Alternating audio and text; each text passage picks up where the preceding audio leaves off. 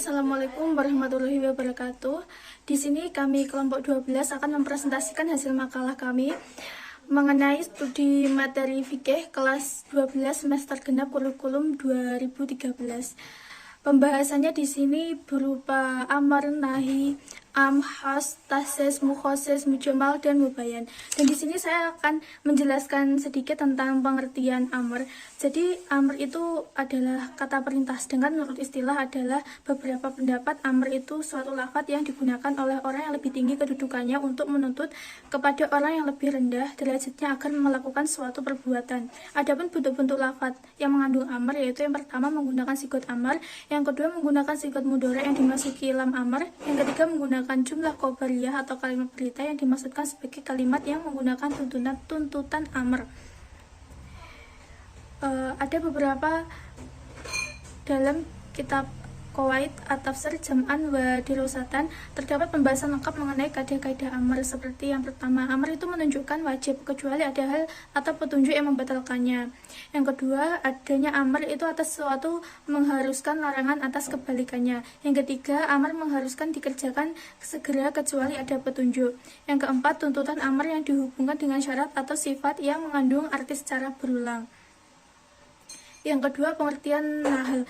Jadi nahi ini merupakan suatu lafaz yang menunjukkan suatu tuntutan untuk meninggalkan sesuatu yang dikerjakan dari atasan kepada bawahannya. Meskipun makna pokok dari nahi adalah keharuman atau tahrim, tetapi nahi juga digunakan untuk sekedar menyatakan kerelaan atau ketercelaan atau karohiyah, tuntutan irsyad atau dan kesopanan. Adapun peraturan ke dalam beberapa bentuk larangan, yaitu untuk haram, larangan sesuatu suruhan bagi larangan yang mutlak, larangan menunjukkan kebinasaan dalam urusan muamalat, dan lain sebagainya. Selanjutnya yaitu lafal am dan khos. Lafal am itu merupakan lafaz yang menunjukkan pada jumlah yang banyak pada satuan yang termasuk dalam pengertiannya dalam suatu makna yang berlaku. Adapun yang dimaksud dengan suatu makna yang berlaku yaitu lafaz yang tidak mengandung arti lain yang bisa menggantikan makna tersebut atau bukan musytarok. Adapun lafaz-lafaz am ini sebagai berikut. Yang pertama lafaz jamak seperti kulu, jami ayu, amma, sair, kofah. Yang kedua lafaz mufrad yang dima'rifatkan dengan alif lam jinsiyah. Yang ketiga lafaz jamak yang ditarifkan dengan idhofah. Yang keempat isim mausul. Yang kelima isim syad. Yang keenam isim nakirah. Selanjutnya yaitu lafaz khos. Apa sih lafaz khos itu? Jadi lafaz khos ini secara umum adalah lawan dari am. Dengan demikian, jika telah memahami pengertian lafaz am, secara tidak langsung juga dapat memahami pengertian lafaz khos.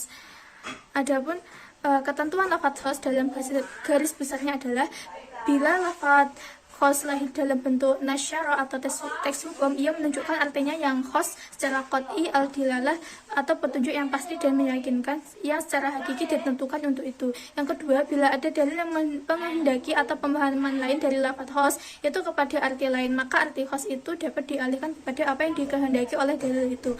Yang ketiga, bila dalam suatu kasus hukumnya bersifat am dan ditemukan pula hukum yang khos dalam kasus lain, maka lafaz khos itu membatasi pemberlakuan hukum am itu. Yang keempat, bila ditemukan kontradiksi antara dalil khos dengan dalil am, terdapat perbedaan pendapat, yaitu menurut ulama Hanafiyah, seandainya kedua dalil itu bersamaan masanya, maka dalil yang khosnya mentasiskan yang am karena tersedianya persyaratan untuk tahsis. Bila keduanya tidak bersamaan waktunya, di sini ada dua kemungkinan. Satu, bila lafaz am terkemudian datangnya. Dua, bila lafaz khos yang terkemudian datangnya.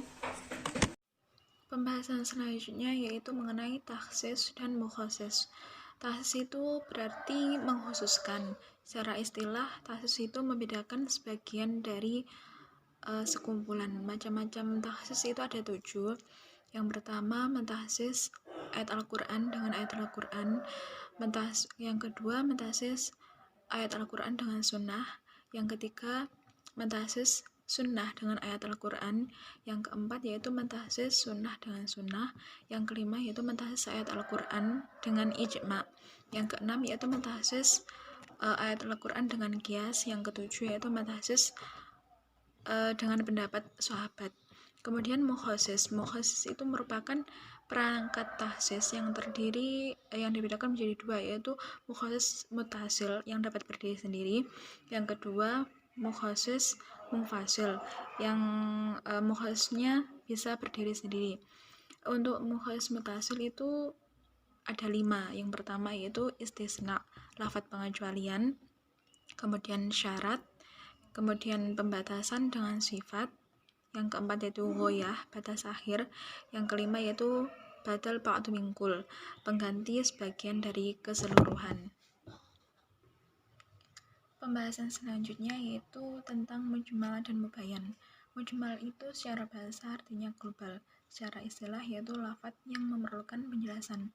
Contoh lafadz mujmal yaitu seperti pada surat Al-Baqarah ayat 228 yang berbunyi A'udzubillahi minasyaitonirrajim Bismillahirrahmanirrahim wal mutallaqatu yatarabbasuna bi anfusihinna salasata quru. Lafadz quru ini disebut dengan lafadz mujmal yang memiliki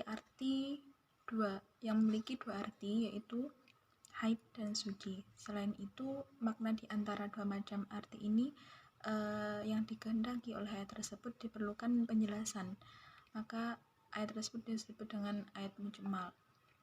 Itulah contoh ijmal dalam lafadz tunggal. Kemudian mubayyan. Mubayyan itu secara bahasa yaitu penjelasan. Secara istilah lafadz yang jelas, maksudnya tanpa memerlukan penjelasan. Seperti contoh dalam sabda Rasulullah dijelaskan shollu kama ra'aitumuni usolli, sholatlah kamu sebagaimana kamu melihat aku sedang sholat. Cara sholat ini dijelaskan dengan perbuatan oleh Nabi Muhammad SAW, yaitu beliau mengerjakan sebagaimana cara beliau mengerjakan sambil menyuruh orang untuk menirukannya. Karena itu penjelasan seperti ini disebut dengan bayan perbuatan. Macam-macam mubayyan yaitu ada 5. Yang pertama bayan dengan perkataan, yang kedua bayan dengan perbuatan, yang ketiga bayan dengan isyarat, terus kemudian bayan dengan meninggalkan sesuatu, dan yang terakhir yaitu bayan dengan diam. Sekian presentasi dari kelompok kami. Apabila ada kurang lebihnya kami mohon maaf. Akhiran wassalamualaikum warahmatullahi wabarakatuh.